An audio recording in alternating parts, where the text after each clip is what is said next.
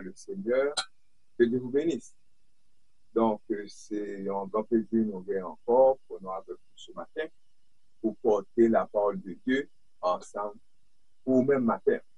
Donc, la lecture de la parole de Dieu, il va faire dans Joshua, chapitre 5, verset 1 à 15. Comme la lecture a été déjà faite, nous n'allons pas vous faire toute la lecture. Nous allons faire lecture deux versets pour même. Côté message là, l'Ibachita, c'est le verset 2 et 3. Je vais faire lecture pour même, verset 2 et 3. Mais le message là va sortir dans Joshua, chapitre 5, verset 1 à 15. Verset 2. En ce temps-là, l'Éternel dit à Josué, fais-toi des couteaux de pierre et de circoncis de nouveau les enfants d'Israël une seconde fois.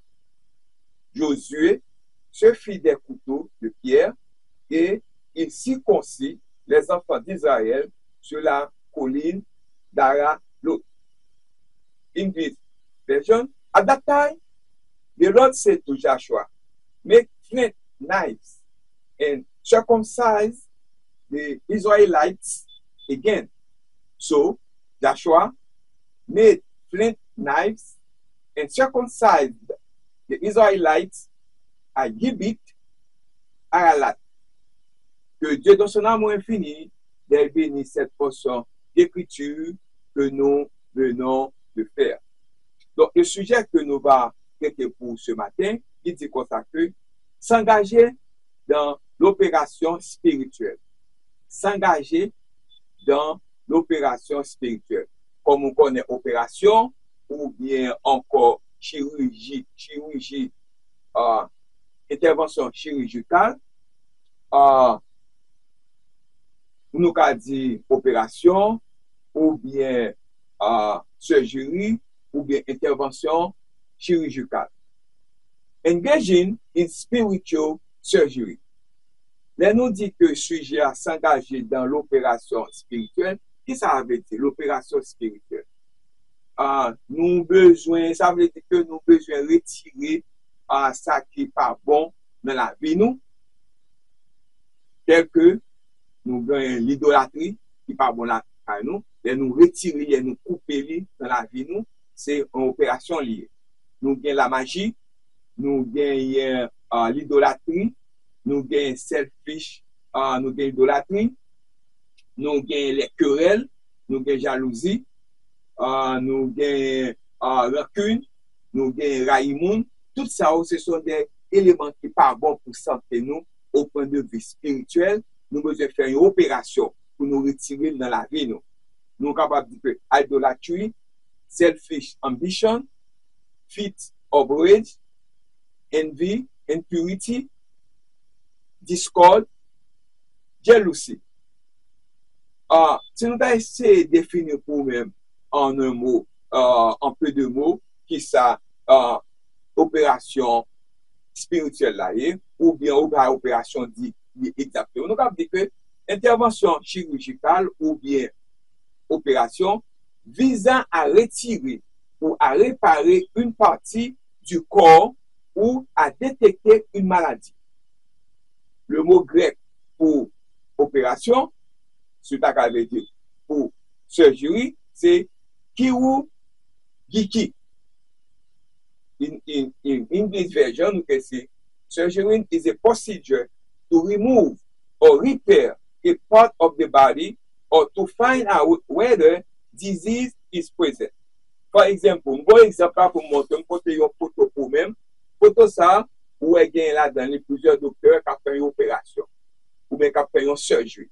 Où on va aller là, où il y a besoin de pile d'outils, où il y a besoin de d'outils. Nous gagnons docteur qui a fait une opération.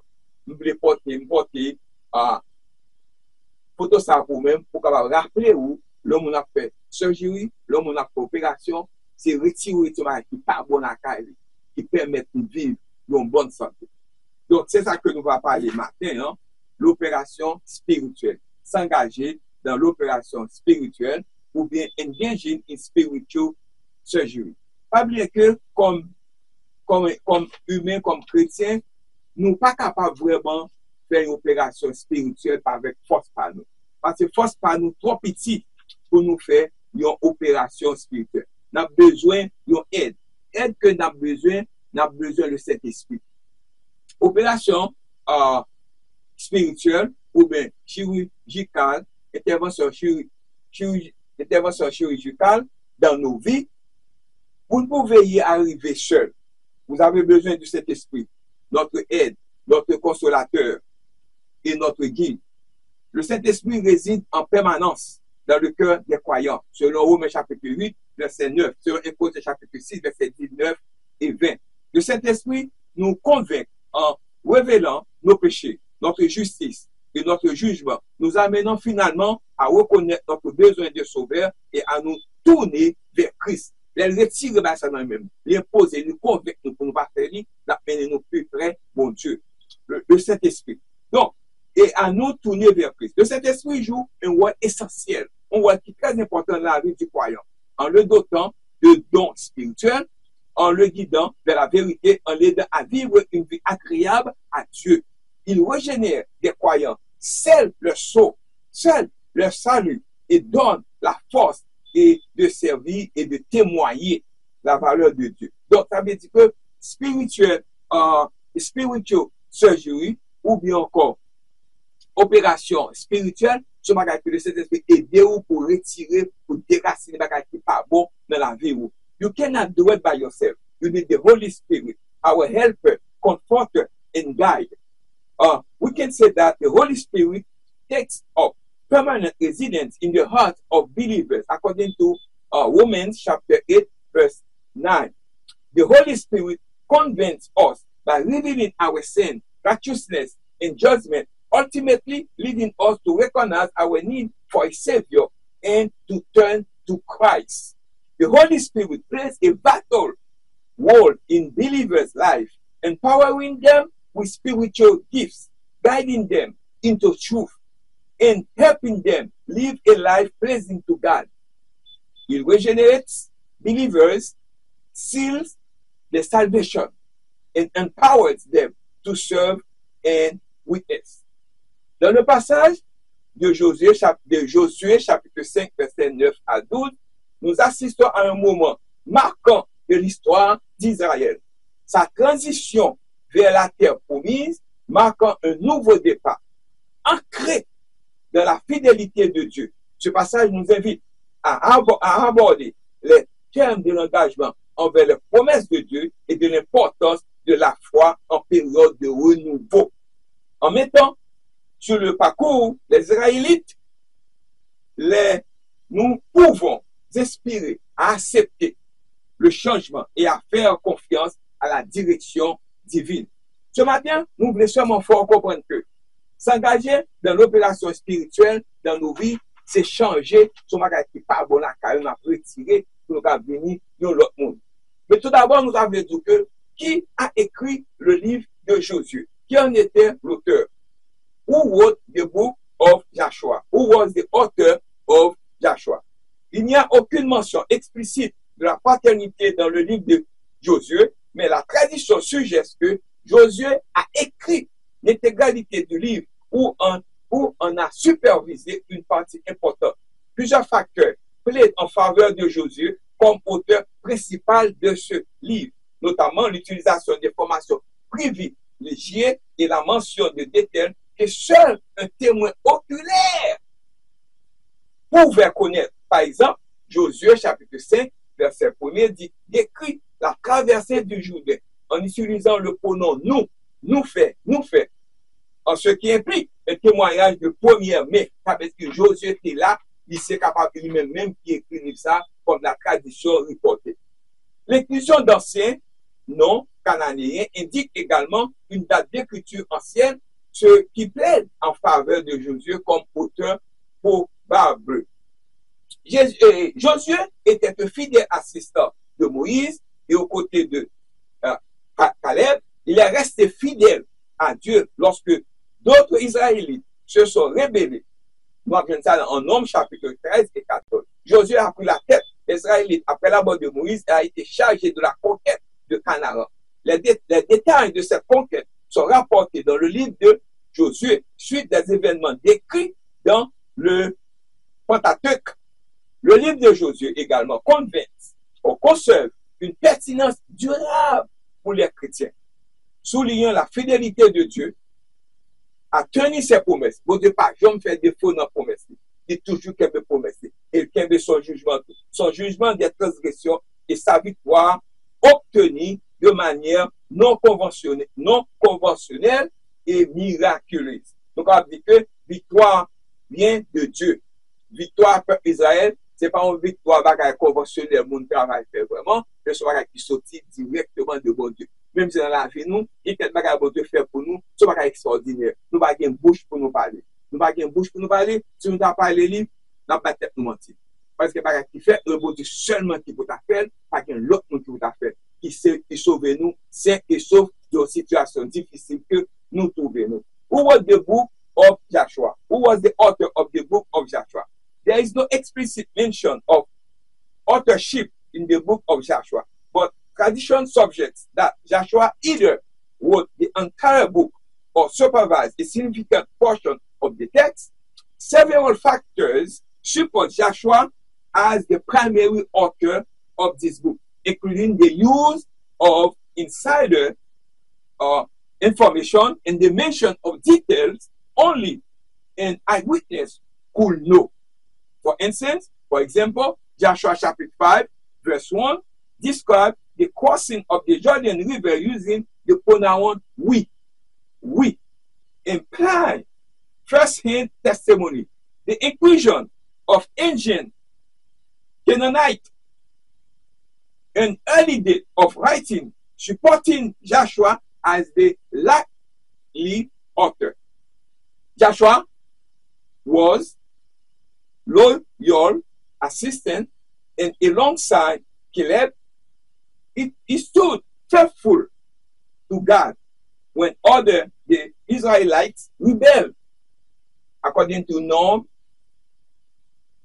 the Numbers chapter 13 and 14, Joshua took over as the leader of the Israelites after Moses' death, and he was charged with the conquest of Canaan. Details of the conquest are recorded in the book of Joshua, a continuation of the event contained in the Pentateuch.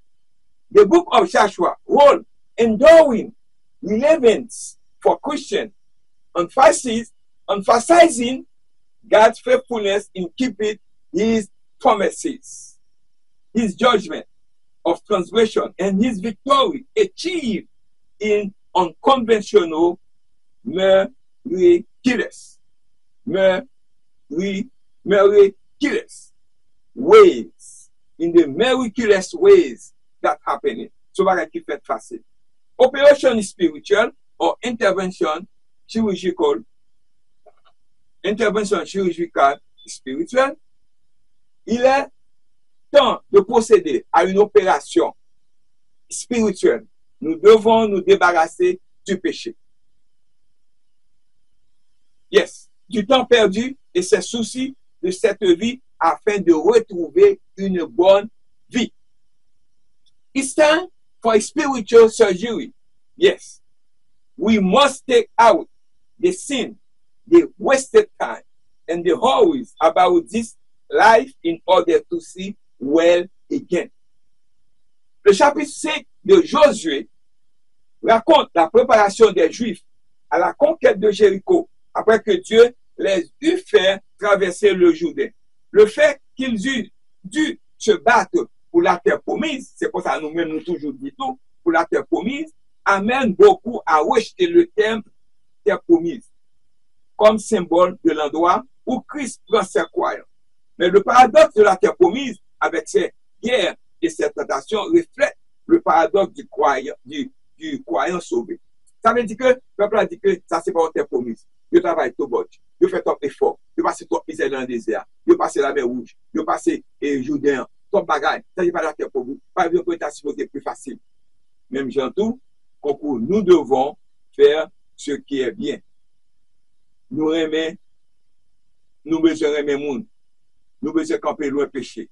Faute qui était mauvais profit contre la faute ça qui va contre volonté bon Dieu. Très souvent, nous toujours pensons que c'est facile. Même j'ai peur que c'est complet dans le désert. Ça, c'est pas honte, c'est promis. Quelqu'un qui promis à suivre devenir très facile. Nous-mêmes, dans nos difficultés, nous pensons même genre tout. They think they work too much for the promised land, pour la terre promise. Bien que vous et moi soyez sauvés par Jésus et que le Saint-Esprit soit en vous, vous devez encore lutter contre les désirs de la chair dans votre corps. Jésus a vaincu Satan à la croix, mais il n'est pas encore revenu pour reconquérir son titre sur la terre.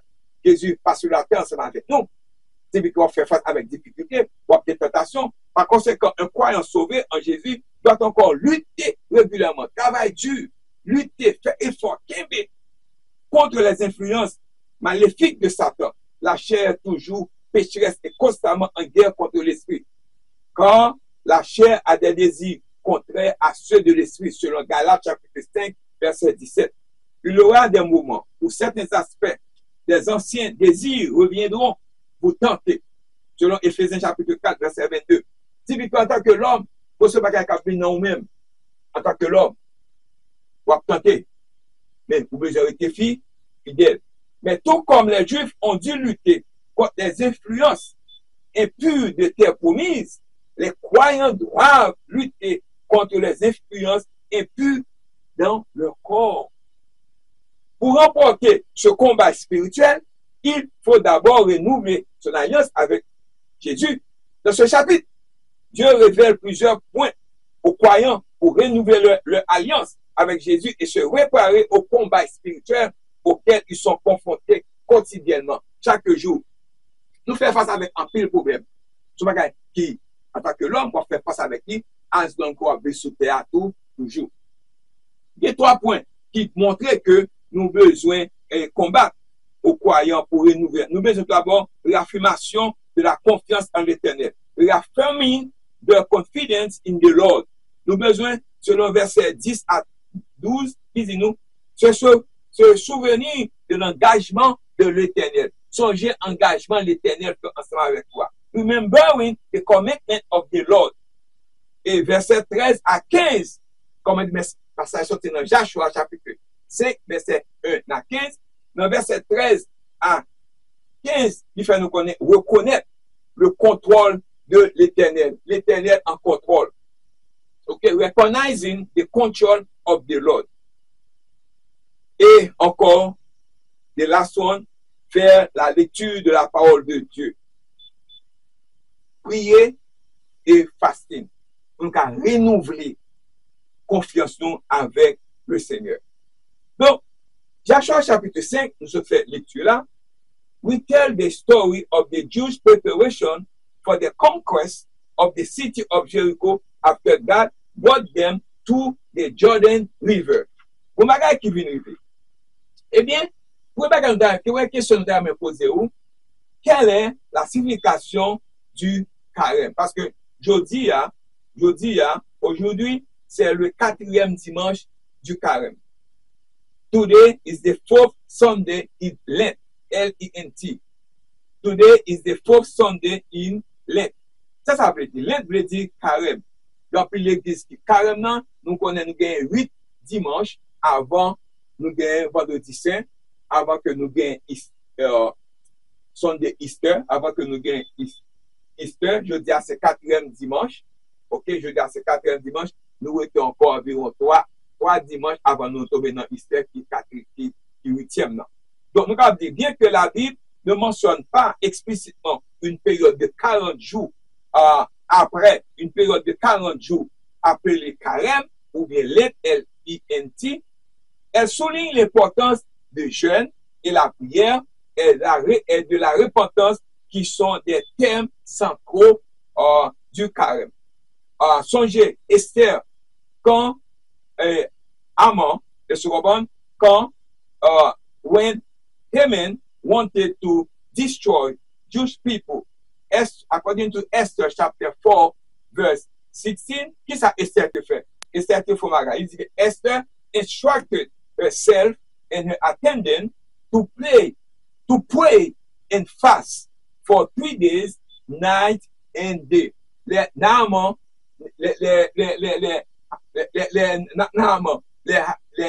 Haman, Haman, te besoin destroy peuple juif là, et c'était une nouvelle là, il te demandé pour yo prier et jeûner pendant 3 jours, 3 nuits avant que tu fasses face avec roi qui était marié, pour faire connaître ça, et Haman te besoin faire, mais ça, Haman te besoin faire peuple juif là. Ça veut dire que pendant que 40 jours ça, tu as prié, tu as fait jeûne avant que ces saisons Esther arrivent. Si vous connaissez que Esther, c'est, ou bien encore, Pâques, c'est la pierre angulaire de tout chrétien, c'est la résurrection de Jésus. Si on célébration de Jésus, pas par nous, non, encore non, mais il est mort une seule fois.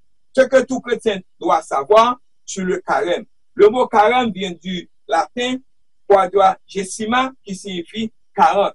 Le carême est destiné à commémorer les 40 jours que Jésus a passé dans le désert où il a été tenté par Satan. Selon Matthieu chapitre 4, verset 1 à 11, Marc chapitre 1, verset 12 et 13, et Luc chapitre 4, verset 1 à 13.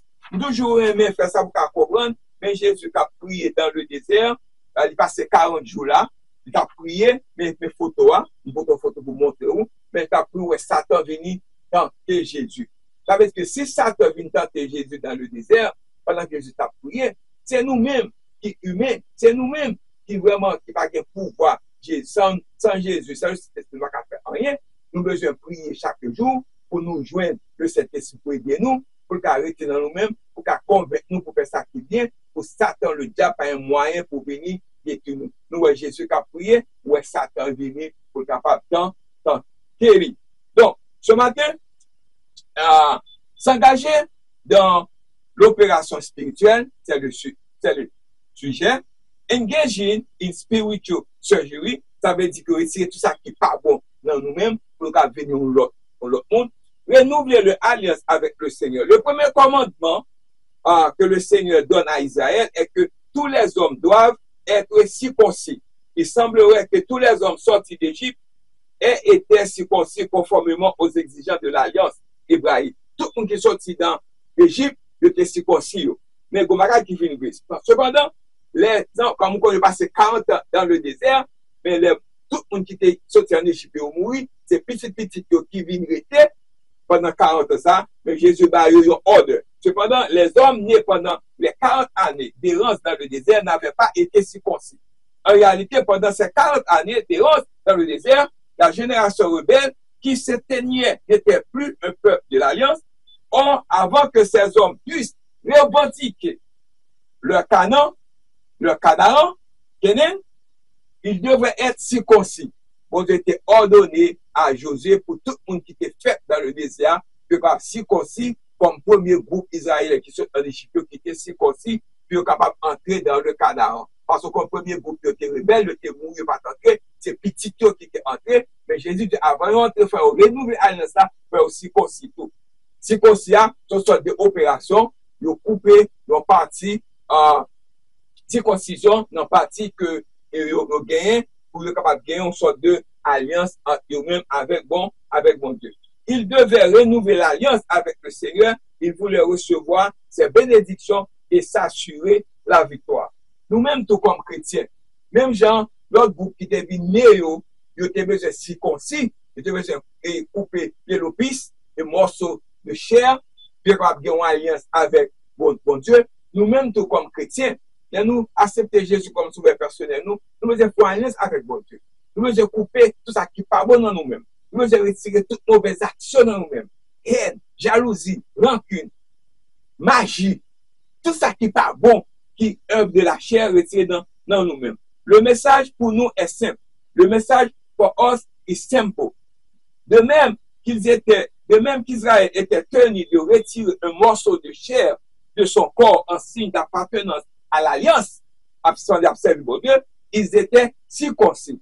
De même, nous devons éliminer de notre vie, nous retirer dans la vie, de notre vie, tout ce qui nous empêche de nous abandonner totalement au Seigneur. La Bible est claire. Il y a des moments où vous et moi, nous devons procéder à une intervention chirurgicale, spirituelle, une opération spirituelle dans nos vies, retirer toute grâce, tout ça qui parle blague, sale dans nous-mêmes, pour nous capables de servir bon Dieu. Selon 2 Corinthiens chapitre 6, verset 17, bah, nous exemplons très bien qui ça que nous avons retiré dans la vie, nous. Premièrement, c'est pourquoi il dit que sortez du milieu d'eux et séparez-vous, dit le Seigneur. Ne touchez pas à ce qui est impur et je vous accueillerai. Je serai pour vous un père et vous serez pour moi des fils et des filles, dit le Seigneur Tout-Puissant.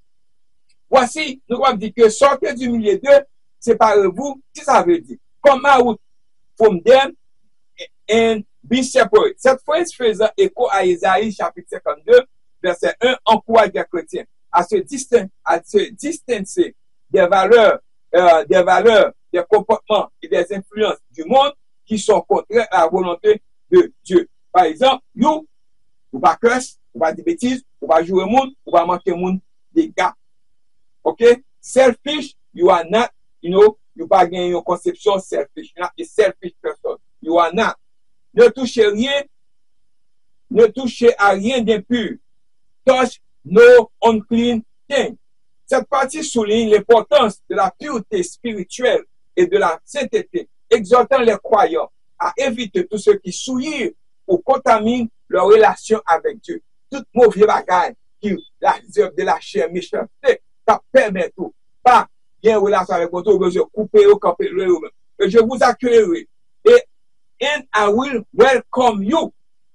C'est une promesse d'acceptation et de faveur divine pour ceux qui répondent à l'appel, à la séparation et à la pureté. Contexte à Corinthe. Nous connaissons contexte in Corinth.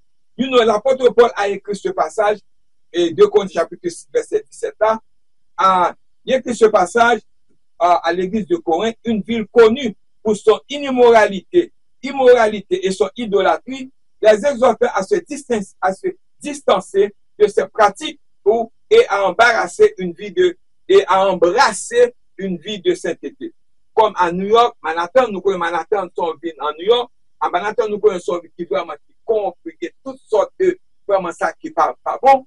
Bien que nous vivons dans New York, mais nous pas faire partie de situation ça, c'est même situation qui est arrivée, mais pas un appel à l'isolement. On ne peut pas chrétien, on ne peut pas vivre dans l'isolement parce qu'on vit dans la vie où c'est humain. Not a call to isolation. Bien que le verset insiste sur la séparation, cela ne signifie pas que les chrétiens doivent s'isoler complètement du monde. Il appelle plutôt à une séparation des valeurs et des pratiques du monde et non des personnes. Il dit équilibrer séparation et d'influence. Balancer séparation et influence. Les chrétiens sont appelés à vivre dans le monde sans en faire partie. Ça veut dire action, mauvaise action, nous pas qu'à participer là-dedans. C'est forçant d'être une lumière et un témoin pour le monde, tout en restant distinct par leur foi et leur valeur. Tout le monde, si vous ne pouvez pas railler le monde, ou pas qu'à faire méchanceté, ou supposé être fidèle. Parce que, l'on dit pour séparer, on va faire même mauvaise action à faire. Si on fait même mauvaise action que d'affaires, ça veut dire que ou conforme avec eux, ou passez par eux ensemble avec eux. Donc, êtes-vous ressuscité avec Dieu? Est-ce qu'on est ressuscité avec Dieu? When you are, tu ressuscité avec Dieu, avait dit que vous faites une opération spirituelle. Vous s'engagez dans une opération spirituelle. When you raised with Christ, enfant de Dieu, si vous êtes sauvé, alors vous devenez vivre comme tel. Tout ce qui déplaît au Seigneur doit être ôté de votre vie. C'est opération ça. Il faut le retrancher et l'éloigner de vous pour toujours. Certains dans cette salle, ce matin, n'ont pas respecté l'alliance qu'ils ont conclue avec le Seigneur lorsqu'il l'a sauvé. Vous devez venir ce matin et renouveler cette alliance. Renouveler cette alliance. Retrouver la communion avec le Père et servez-le comme vous savez que vous le devez. Vous souvenez-vous des vœux que vous avez faits au commencement. Vous souvenez-vous des promesses que vous lui avez faites. Ne pensez-vous pas qu'il est temps que vous vivez comme vous êtes celui vous prétendez être? Je ne vais pas penser qu'il est temps pour vivre où nous prétendons hier. Ne pensez-vous, parce qu'il est temps que vous vivez comme cette nouvelle créature que Dieu a dit que vous étiez par sa grâce salvatrice. 2 Corinthiens 5, 17, d'ici quelques est en Christ, il est une nouvelle créature, les choses anciennes sont passées, voici toutes choses sont devenues nouvelles. Et Colossiens chapitre 3, verset 1 à 17 dit aussi, donc vous êtes ressuscités avec Christ, cherchez les choses d'en haut, où Christ est assis à la droite de Papa. Ce matin, affectionnez-vous aux choses d'en haut et non à celles qui sont sur la terre, car vous êtes morts et votre vie est cachée avec Christ en vous. Si que vous vraiment ressuscitez avec Christ, vous besoin de gagner, vous besoin de faire une opération spirituelle. Vous êtes morts. Car vous êtes morts et votre vie est cachée avec Christ en vous. Voici, nous allons dire que se concentrer sur les choses célestes, focus on heavenly things. Paul encourage les croyants à rechercher les choses d'en haut, où Christ est assis à la droite de Dieu, et à se concentrer sur les choses d'en haut et non sur celles qui sont sur la terre. Cela signifie privilégier les valeurs et aspirations spirituelles aux préoccupations terrestres. Donc, ce matin, nous devons reconnaître que vous devez attendre que vous fassiez une opération spirituelle dans la vie. S'engager dans l'opération spirituelle dans nos vies est vraiment important parce que sans ça, nous ne sommes pas capables vraiment d'être ensemble avec bon Dieu. Nous ne sommes pas capables de voir bon Dieu face à face. Revêtir l'homme nouveau. Put it on the new self. Les croyants sont appelés à revêtir l'homme nouveau qui se renouvelle dans la connaissance et à l'image de son créateur. Cela implique d'adopter un mode de vie transformé, caractérisé par des vertus telles que la compassion, la bonté, l'humilité, la douceur et la patience. Juste avant que moi conclure ça avec vous pour matin, on veut rappeler ça qui est important sujet, c'est s'engager dans l'opération spirituelle. Engaging in spiritual surgery. Comme on te montre déjà que dans spiritual surgery, c'est ça qui passe. Ça c'est physique là. Pour spiritual surgery, c'est quitter tout ça qui passe pour retirer dans la vie pour capable venir en l'autre monde. Donc, pour conclure ça avec vous, dans la Bible, nous sommes capables de dire que s'engager dans l'opération spirituelle ou engaging in spiritual surgery, dans la Bible, le Judaïsme revêt une importance spirituelle et historique considérablement. Il sert de frontière, de lieu de miracle et de lieu de baptême, notamment pour Jésus et par Jean-Baptiste. Le Judaïsme marquait la frontière entre le désert et la terre promise que les Israélites, menés par Josué, traversaient à pied sec après que Dieu eut séparé les eaux, accomplissent ainsi une promesse tant attendue. La séparation du Jourdain, semblable à la traversée de la mer Rouge, symbolisait qui ça? La puissance et la fidélité de Dieu envers son peuple. Bon Dieu fidèle envers vous. Sous été, sous servi, sous fait opération spirituelle, ça, l'a aidé ou, dans problème ou y, dans difficulté ou y, tête charge ou gain, avec tout le monde, tout problème ou gain, on promet tout, pour ne pas plutôt comme ça. On veut faire une opération qui ça? Spirituelle. Qu'est-ce qu'on veut faire? Une opération spirituelle. Nous avons dit que également, Jean-Baptiste a baptisé Jésus dans le Jourdain, marquant ainsi le début de son ministère et accomplissement une prophétie. Donc, ce matin, s'engager dans l'opération spirituelle, le Jourdain est devenu un lieu important pour les baptêmes, tant pour Jean-Baptiste que plus tard pour Jésus et ses disciples. Le Jourdain, lieu de baptême, symbolise la purification spirituelle, la renaissance, l'intervention chirurgicale spirituelle et un nouveau départ. Vous devez retirer tout ça qui n'est pas bon dans nous-mêmes. Vous devez nettoyer ou même. Le nettoyage est important. Opération est important. Sans eux-mêmes, ou pas capable de bon Dieu face à face. In the Bible, the Jordan River hold significant spiritual and historical importance, serving as boundary, a site of miracles, and a place of baptism, most notably for Jesus by John the Baptist.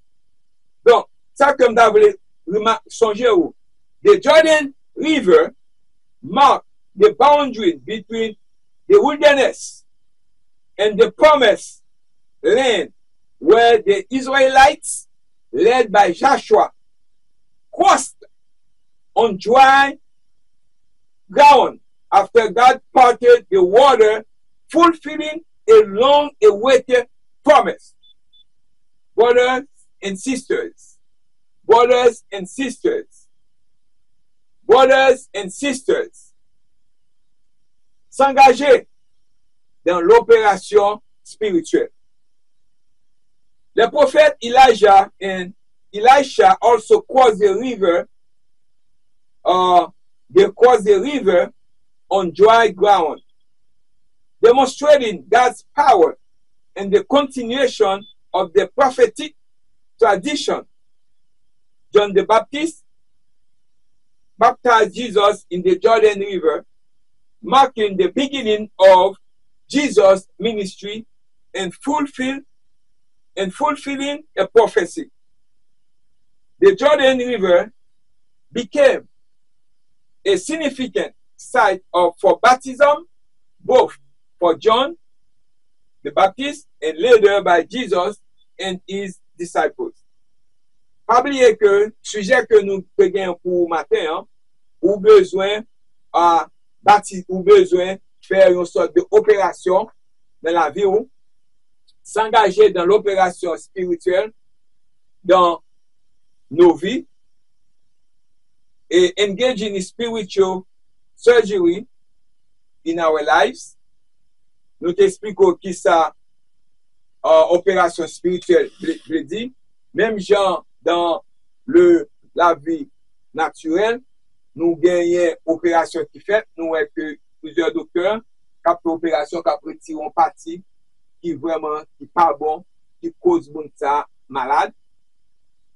De même tout, nous-mêmes tout comme chrétiens, nous faisons opération spirituelle dans la vie.